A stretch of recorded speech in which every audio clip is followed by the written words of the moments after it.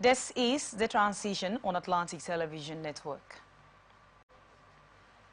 Rotary Club of Trans-Amadi is soliciting for media support from Morrison Communication Limited in terms of publicity and campaign in her activities.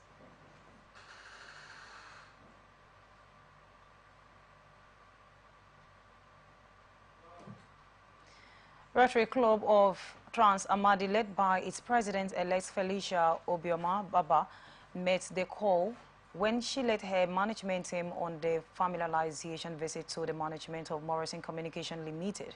She also commended Morrison Communication Limited for doing a good job in shaping the society. And we're going to continue depending on your establishment to help us to disseminate the information, because we know you are a foremost corporation and you're doing a good job.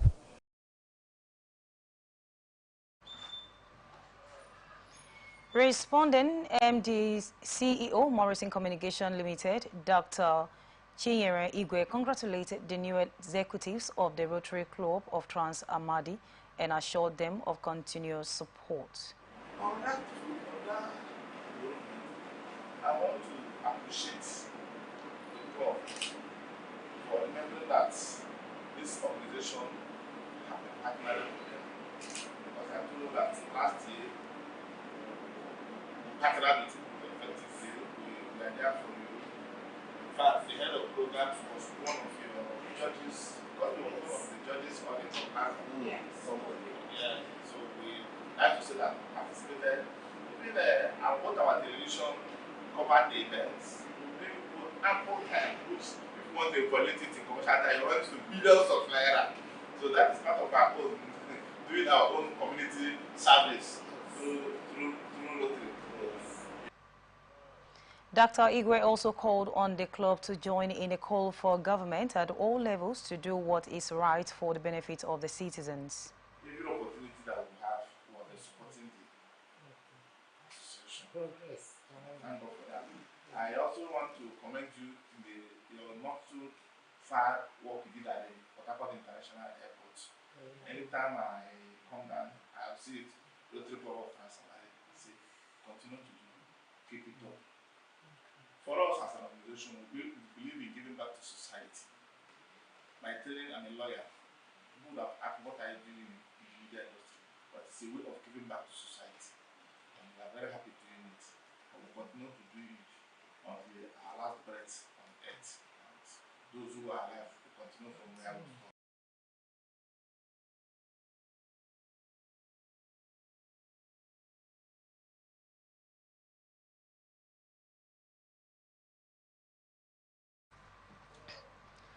Academic Staff Union of Universities, University of Port Harcourt branch, has expressed dissatisfaction with the federal government's neglect of reviewing working conditions for its members. Union revealed that 325 senior lecturers promoted to professional levels have not received their promotion arrears for 30 to 40 months. Reacting to this, a public affairs analyst Emmanuel Nweke blamed the University of Port Harcourt salary saga on corrupt administration and bad governance. Bad system. There is no softer word for it. Leadership that is intolerant to the welfare of the people. How can you explain it? You have, if you look at what they call budgets, these budgets that they fly every time, these men in the House of Assembly, the National House of Assembly and all that, how do you narrate the performance of the budget? Because all these things are naturally captured in the budget. You pay people what is due them. And just last week, you had another round of federal allocation, allocated to state, federal government, and all of that. It's so worrisome that these politicians have decided to lead Nigeria the way they are doing. It's frustrating. And if All Progressives Congress in Delta State has enjoined the state government to deliver credible local government elections in the state next month. The chieftains of the party, Chief Ayerimi Emami and other stakeholders made their appeal while distributing T-shirts and other campaign materials to party members in Warri South local government area of the state. He assured the people that the party would coast to victory in Warri South, Warri South, West, and Warri North if the elections are transparent. Emami further charged members of the party to embark on aggressive campaign ahead of the July election. The chairman of the party in Warri South local government area, Mario Owomi, appealed for the level playing field. Notes that the party won in the local government in the House of Assembly and Delta South senatorial election conducted last year. He said the APC would win again in the council election, appealing to the Delta State Independent Electoral Commission to conduct a transparent exercise. Justice Obiora Egwatu of the Federal High Court in Abuja has struck out a suit seeking to prohibit Barrister Asue Ighodalo from being presented as the governorship candidate of the People's Democratic Party for the forthcoming Edo State governorship election. The judge threw out the suit instituted by an aggressive PDP governorship aspirant, Aselam Ojaizu, on the ground that the case was premature at the time it was filed on March 6. Delivering judgment in the suit, Justice Egwatu held that the plaintiffs, Aselam Ojaizu, failed to explore the mandatory internal mechanism of PDP to verify his anger before rushing to court. Justice Egwatu agreed with lead counsel to Ighodalo Akinolu Kainde, a senior advocate of Nigeria, that it was wrong and a breach of PDP mandatory rules on the part of Ojaizu to have sidelined the appeal panels of PDP in the resolution of his dispute before filing the case. Ojaizu had sued Ighodalo, the PDP, and the Independent National Electoral Commission, praying for an order cancelling the February 22 primary election that produced Ighodalo as a PDP's gubernatorial candidate. His grounds was that the provision of the Electoral Act 2022 and the guidelines of PDP were grossly violated in the conduct of primary election at the Samuel Ogbemodia Stadium in Benin City. Specifically, the aggrieved governorship aspirant alleged that a fake and adulterated delegates list was used in the conduct of the indirect primary election. But Justice Ighodalo held that since it is mandatory for any aggrieved governorship aspirant to explore internal dispute mechanism resolution before approaching the court of law, Ojaizu is bound to apply with the rules like any other aspirant. Edo State Command of the National Drugs Law Enforcement Agency says it arrested 220 suspected drugs barons between February and June 2024 in the state.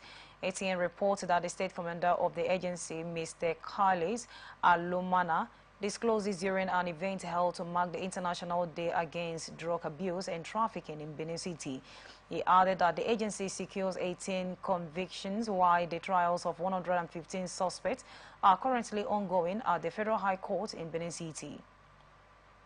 He also disclosed that out of 4 drugs barons on the watch list of the agency, 2 have been arrested and prosecuted, while the remaining 2 are being tracked. Alumana also added that 14 cannabis farms measuring a total of 18.5 acres and approximately 46,251.433 kg of the substance were destroyed within the period. He explained that as part of the rehabilitation and counseling programs of the agency, 154 suspected drugs addicts were concealed, while 8 of them were indoors clients. He, however, listed inadequate functional operational vehicles and unwillingness to volunteer credible information by members of the public as the challenges confronting the agency. Abia Police Command has confirmed that 7 persons died and 5 others were injured in an auto accident which happened at Okpaikiri village near Aba, Abia State, along the Ikot-Ekpene Highway, ATN gathered that a Sienna Sport utility vehicles operated by Akwa Ibom Integrated Transport had a head-up collision with a tipper lorry loaded with sharp sand, resulting in the death of 7 passengers on board the SUV. The accident equally left 5 persons seriously injured and were immediately rushed to the hospital. Confirming the incident in a statement, the command's PPRO Maureen Chinaka said the accident happened at the Okpaikiri village along Ikotekpene Road in Ubenengwa, LGA, and that the scene of the accident has been visited by the police operatives, noting that the corpse had been deposited at the mortuary and those that sustained injuries were rushed to the hospital. Abia State chapter of the People's Democratic Party has charged Governor Alex Otti to name the 90 roads he said he rehabilitated during his 1 year in the office. This was contained in a statement signed by the acting publicity secretary of Abia State PDP, Elder Ama Abraham. The party urged Otti to name the 90 roads he rehabilitated in 1 year and to state the costs associated with the road contracts. They also asked Otti to show proof that due process and the provision of the Abia Public Procurement Act were followed in the award of road contracts. The statement added that Governor Alex Otti has never published the cost of any road except to confirm the information on the Port Harcourt Road Aba project, which was re-awarded at the whopping sum of 30 billion naira, and that it continues to attract public outcry due to its vastness and the conventional road course of that nature. World's Human Rights Organization Amnesty International said it has recorded a total of 135 attacks and over 2,600 people died in 50 rural communities in Benue State. The organization claimed as it released data on Benue State humanitarian crisis. According to Amnesty, the data was recorded between January 2023, February 2024, and the date were mainly women and children.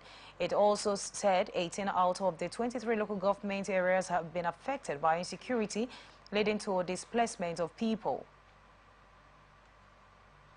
Some kidnapped and other raped. Over 55 schools have been destroyed by armed attackers, just as over 23 local markets have been attacked and destroyed. The organization also noted that over 80% of the farming population in Agatu, Guma, and Gwere West have been displaced, with no access to their farmland or any means of livelihood. Police operatives in Bauchi State have arrested a 34-year-old Glory Samuel for alleged withdrawal of 120 million naira from the bank account of his businessman neighbor.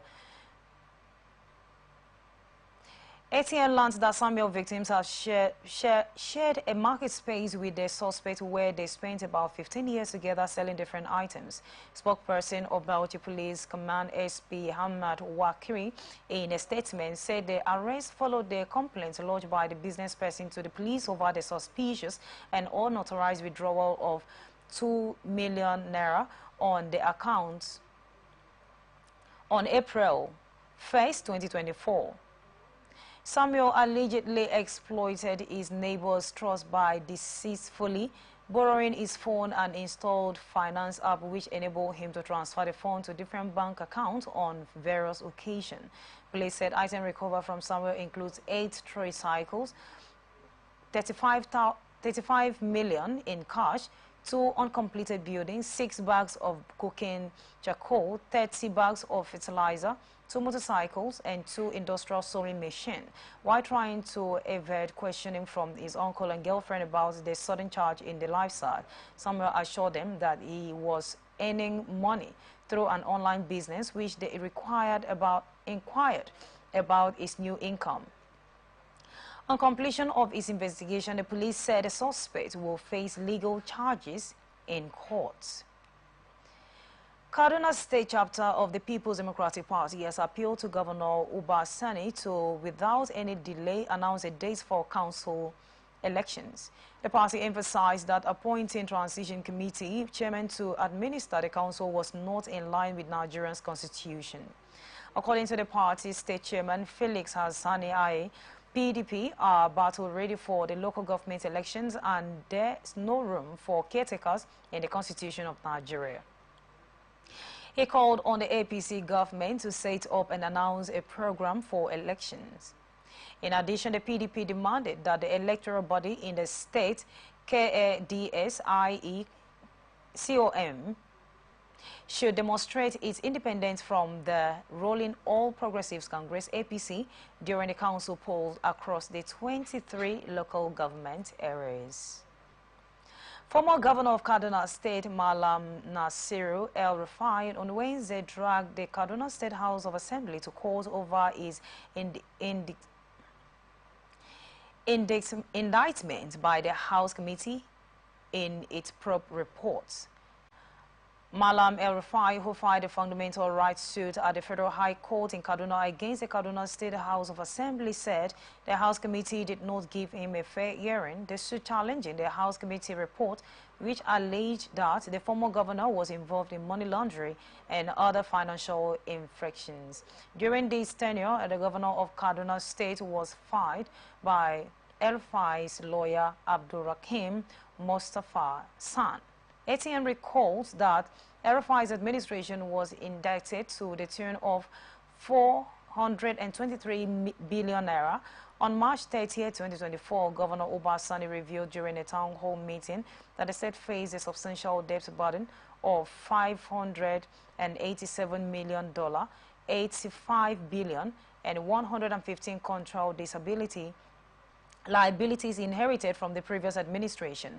Sani has said the debt burdens led to over 70% of the state allocation being used to service the inherited debt. Following this, the Kaduna State House of Assembly formed an ad hoc committee to investigate the state's financial transactions from May 29, 2015 to May 29, 2023.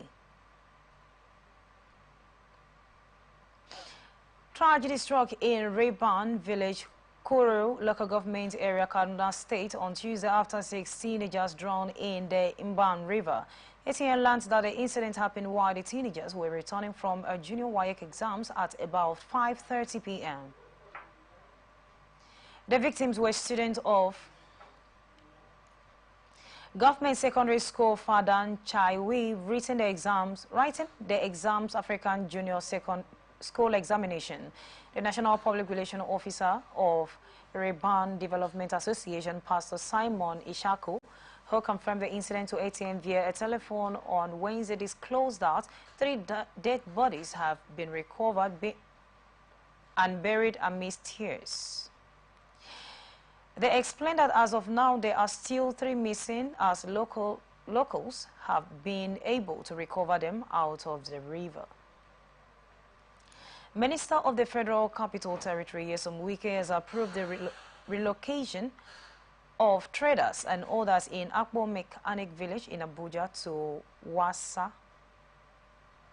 This was made known to journalists by the coordinator of Abuja Municipal Management Council, Felix Uboa. According to him, the AMCC has concluded plans and will commence the relocation of mechanics and traders operating on road corridors and buffer zone to Wasa by next month.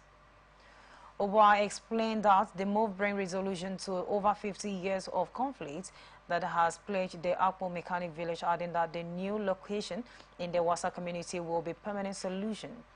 ATN understands that the Akpo Mechanic Village has been reportedly plagued by overcrowding, affecting over 1,000 traders, and environmental concern, which has led to order to evacuate the areas.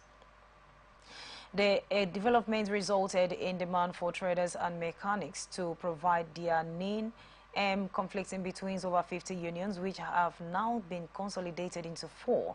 Oboa emphasized that the eliminations process will be thorough, require traders and mechanics to provide their needs to prevent double registration.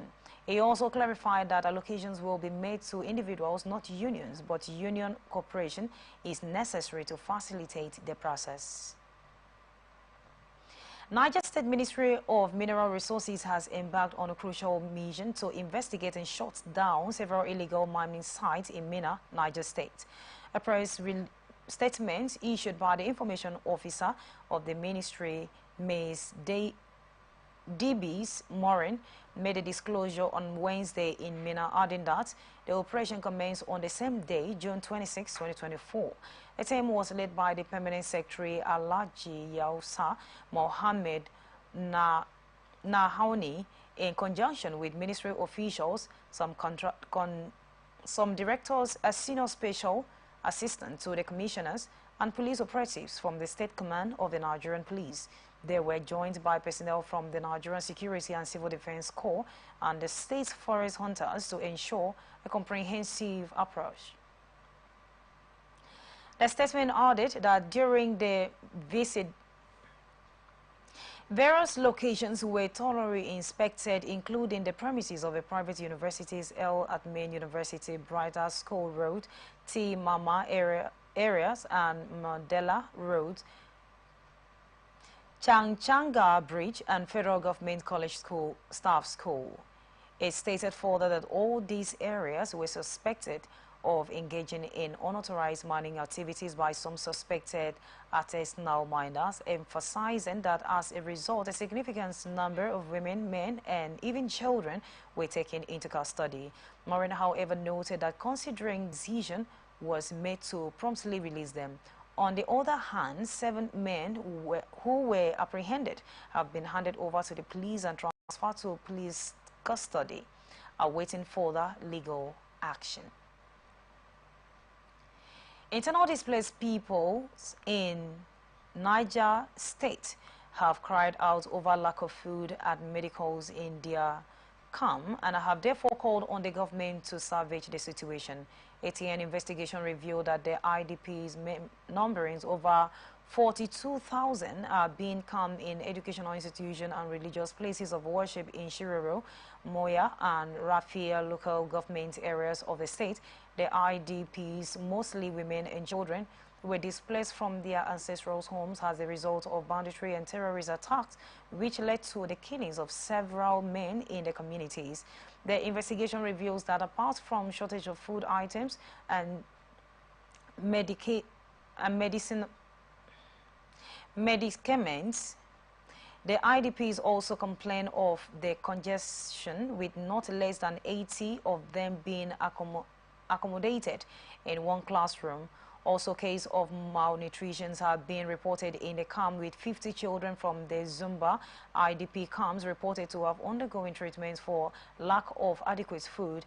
The Sierra local government IDP desk officials and coordinator Malam Yusuf Bala Kuta, who confirmed this development, decried that what he would call inadequate foodstuff in the camp, leading to the hunger and starvation.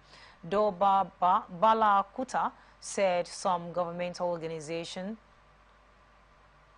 including the Nigerian Red Cross and wives of the state governors, has donated food items and drugs to the camp in recent times, but a huge population has made the donation grossly inadequate. Etienne gathered that the IDPs had planned a protest before the last held the Kabal festival, that their plans left to the security agencies and was therefore thwarted by the police.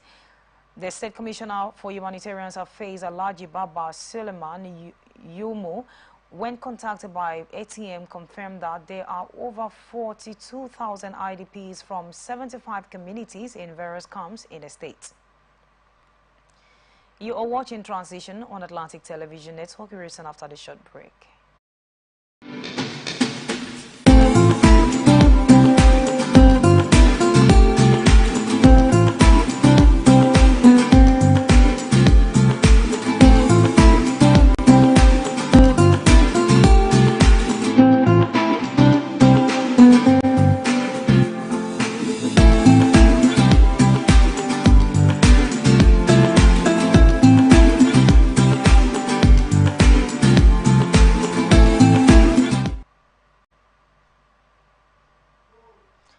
Welcome back. This is the Transition on Atlantic Television Network, and now the rest of our stories.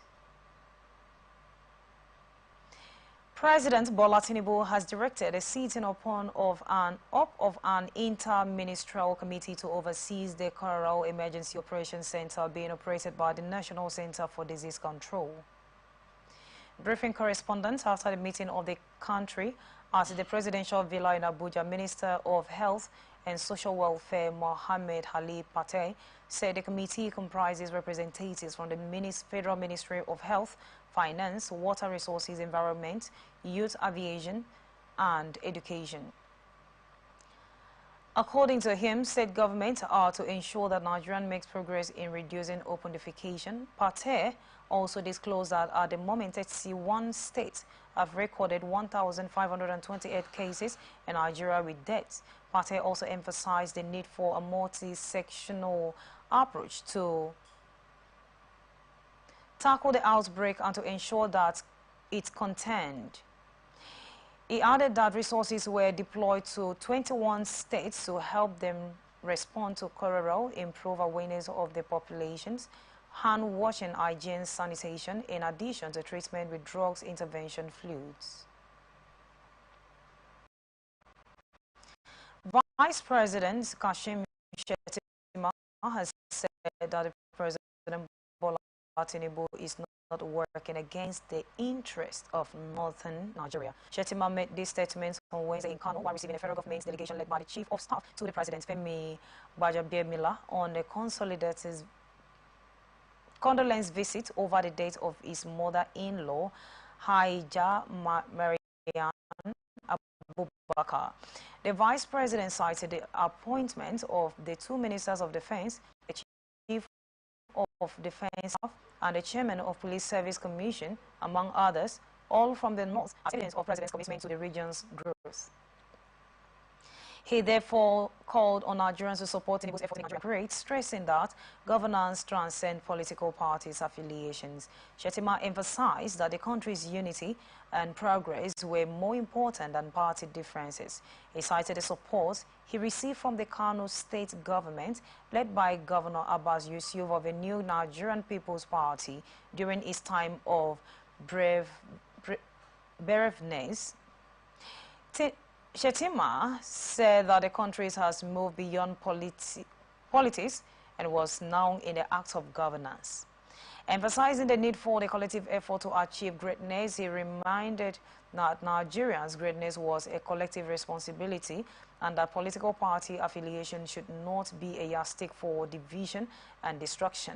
The Vice President called for unity and cooperation among all the political parties, saying that ensuring Nigerians' greatness was a collective responsibility. Nigerian Army has deployed 177 personnel for the peacekeeping mission in Guinea-Bissau. The Chief of Operation Nigerian Army Major General Boniface Saint-Jean disclosed this during the graduation ceremony of the Troop of Nigerian Company 3 ECOWAS Stabilization Support Mission in Guinea-Bissau at Martin Luther Aguai International Leadership and Peacetaking Center. Ajayi Saint-Jean said Guinea-Bissau is grappling with political instability and institutional crisis, which pose a significant threat to peace and sustainable development in the sub-region. He, however, said the Nigerian government, through ECOWAS, stood united with the government and people of Guinea-Bissau. Saint-Jean said the graduation reaffirmed their unwavering support to supporting the government of the Republic of Guinea-Bissau to consolidate its authority. This is in order to address the security challenges, strengthen democratic governance, and foster stability in the country. Saint-Jean urged them to embody the core value of the armed forces of Nigeria and refrain from any action that could compromise the mission's objectives or undermine our nation's reputation. Saint-Jean appreciated the Chief of Staff, Lieutenant General Tored Lagbaja, for his unwavering commitment to enhancing the effectiveness of peacetaking troops through realistic training, which was one of the key pillars of his command philosophy.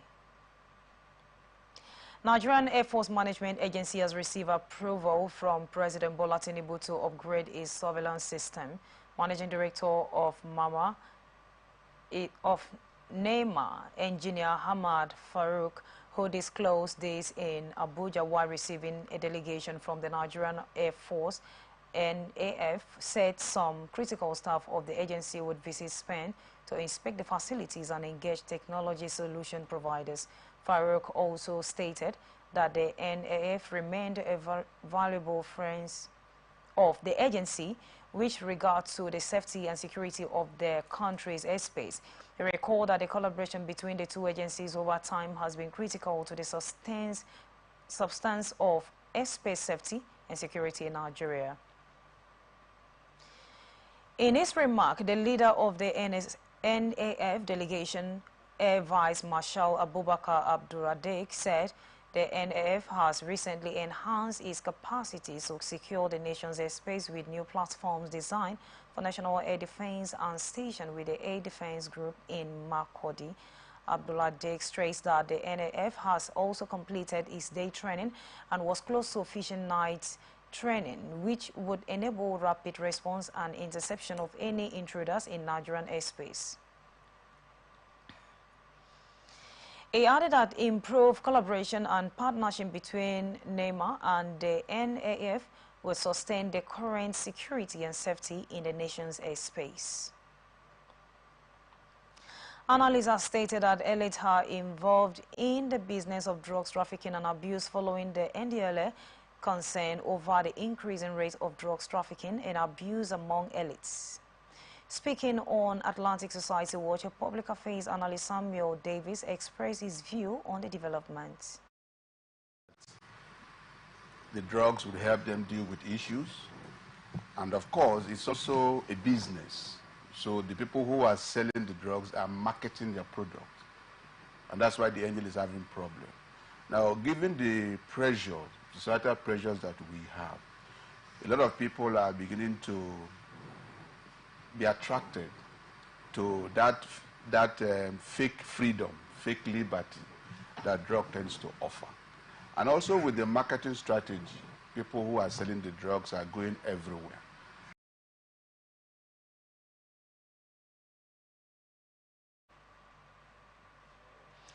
As Nigeria joined the rest of the world to commemorate International Day Against Drug Abuse and Illicit Trafficking, a civil society organization, CSO, Hope Behind Bar Africa, Wednesday opposed inclusion in the proposed amendment of the Nigerian Senate to the Nigerian Drug and Law Enforcement NDLA. The call was made by the Executive Director of Hope Behind Bars Africa, Oluwafeke Adedoye, during a World Press Conference held on to mark the International Day Against Drug Abuse and Illicit Trafficking. Adedoye called on the National Assembly to critically review and revise its position on the use of death penalty for drug offenders in Nigeria as its proposal presented a several setback for the human dignity and criminal justice reform in Nigeria. She said her organization's approach to crime deterrence is creating evidence-based solutions that address the root cause of crimes and uphold the dignity and rights of all individuals in the process.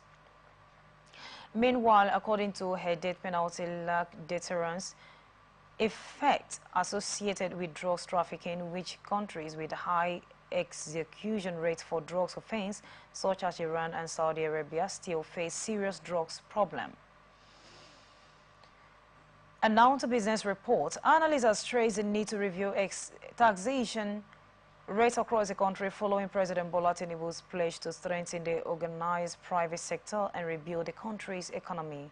Speaking on Atlantic Television, blowout, indigenous manufacturing industries are key factors that have contributed in crippling the nation's economy.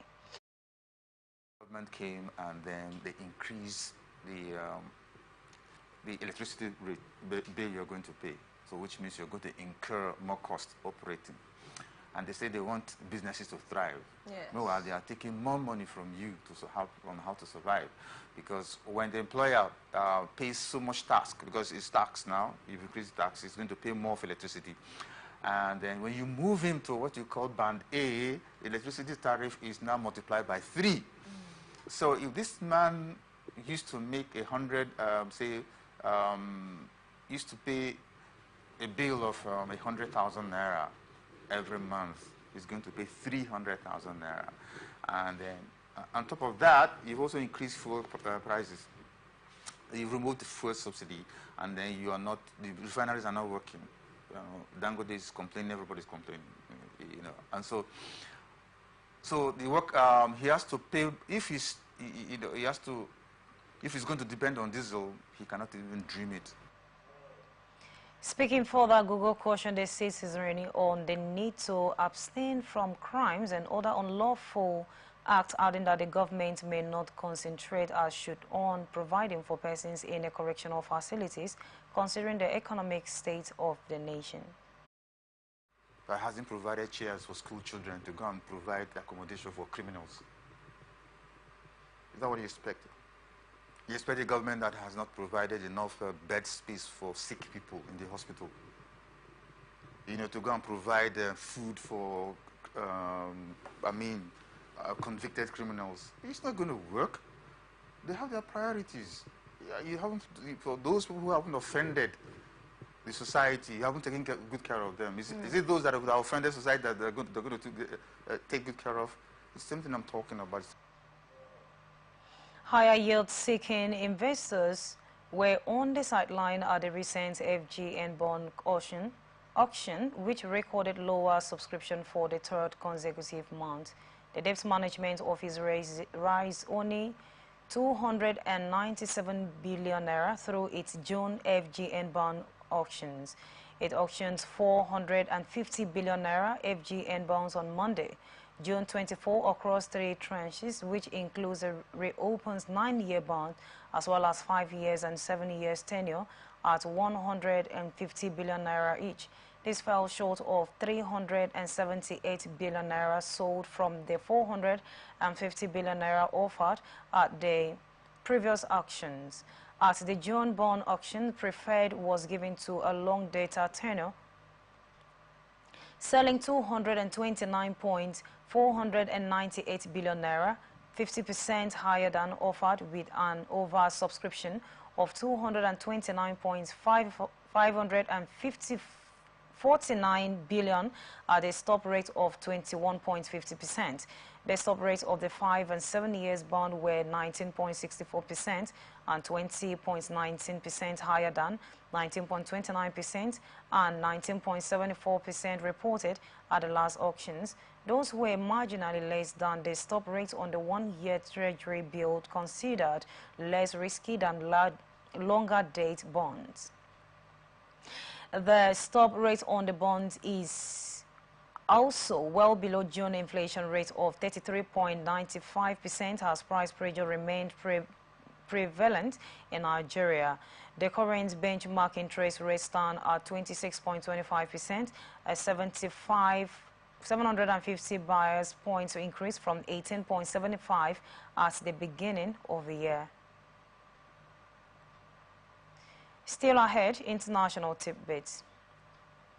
Bovillans police has arrested the leader of an apparent attempt coup hours after the presidential palace in La Paz was stormed by soldiers.